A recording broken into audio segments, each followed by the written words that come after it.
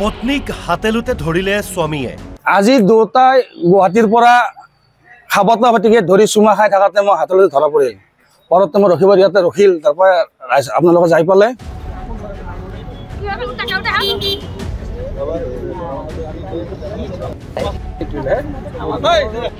পত্নীক প্ৰেমিকে কিনি দিছিল দুটা আইফোন আৰু তেওঁক দুটা আইফোন দিছে, এটা 15 Pro Max, এটা 14 Pro Max আৰু এটা OnePlus, তিনিটা মোবাইল দিছে, স্কুটি এখন দিছে।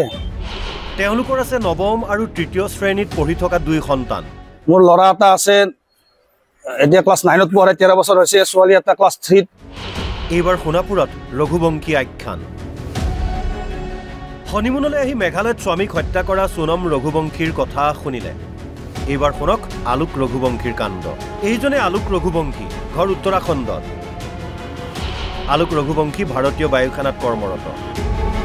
কিন্তু লম্পট জোৱানজনে ডিমৰীয়াৰ চন্দন মালাকাৰ নামৰ এই লোকজনৰ পত্নীৰ সৈতে পৰকীয়া প্ৰেমত লিপ্ত থকাৰ অভিযোগ।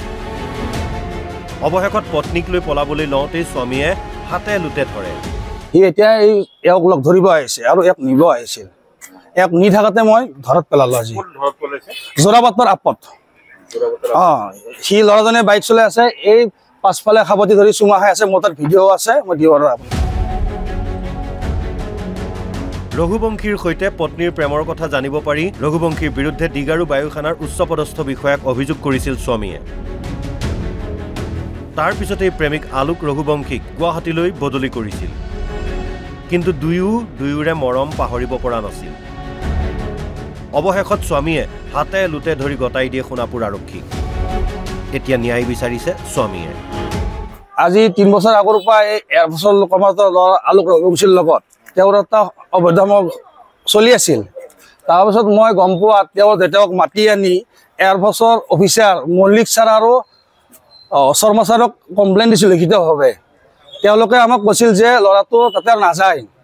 তাৰপিছতো দুটা চলি আছে। মই মানা কৰিলে মোৰ ওপৰত এই সোণাপুৰ থানাত 6 বাৰ কেছ দিয়ে আৰু মোক তাই উল্টাই মাৰধৰ কৰে। আজি দুটাই গুৱাহাটীৰ পৰা খাবতা ভাটিকে ধৰি চুমা খাই থাকাতে মই হাতেলুতে ধৰা পৰিল। পৰতে মই ৰখিব ইয়াতে ৰখিল, তাৰপৰা আপোনালোকে যাই পালে। তাৰপৰা ল'ৰাটোৱে এটা বেয়া কথা কৈছে, তোমালোকৰ অসমীয়া চোতা ইছলিয়ে আমকো চাহিয়ে, সেনেকৈ কৈছে। এই বেয়া কথা কৈছে। এতিয়া অসমীয়া ভাৱে আপোনালোকে কি কওক। আজি 3 বছৰ হ'ল তেওঁলোকৰ এই সম্পৰ্কটো। আৰু ল'ৰাটোৰ পৰা এই ছবিটাই বহুত টকা খাইছে। মই এদিন আপডেট কৰাতে মই তেওঁৰ এই সম্পৰ্কটো গম পালোঁ যে ইমান টকা ক'ৰ পৰা আহি থাকে। লাখ লাখ টকা লয় তেওঁৰ পৰা। আৰু তেওঁক দুটা আইফোন দিছে, এটা 15 Pro Max, এটা 14 Pro Max আৰু এটা OnePlus, তিনিটা মোবাইল দিছে, স্কুটি এখন দিছে, সকলোবিলাক দিছে। মই মানা কৰিলে মোক তাই উল্টাই টৰ্চাৰ কৰে, ভাত নিদিয়ে, পানী নিদিয়ে আৰু দিন ৰাতি ঘূৰি ফুৰে এই ল'ৰাটোৰ লগত। ল'ৰাটো এয়াৰপৰ্টত কৰ্মৰত। ল'ৰাটো ইয়াত নাই। তেওঁক মই যোৱা বছৰ ল'ৰাটোৰ ওপৰত এইখন থানাতে মই এজাহাৰ দাখিল কৰিছিলোঁ। উত্তৰাখণ্ডৰ হয়। উত্তৰাখণ্ড ল'ৰা আগতে ইয়াতে কাম কৰিছিল। তাৰপাছত কমপ্লেইন দিয়াৰ পাছত তেওঁলোকৰ ফালৰ পৰা জনাইছিল যে আমি ইয়াৰ পৰা তাক ট্ৰেন্সফাৰ দিম। সি এতিয়া এওঁক লগ ধৰিব আহিছে আৰু এওঁক নিব আহিছিল। এওঁক নি থাকোঁতে মই ঘৰত পেলালো। আজি যোৰাবাটৰ আপত। সি ল'ৰাজনে বাইক চলাই আছে, এই পাছফালে খাবতি ধৰি চুমা খাই আছে। মোৰ তাত ভিডিঅ' আছে, মই দিব পাৰোঁ আপোনাক।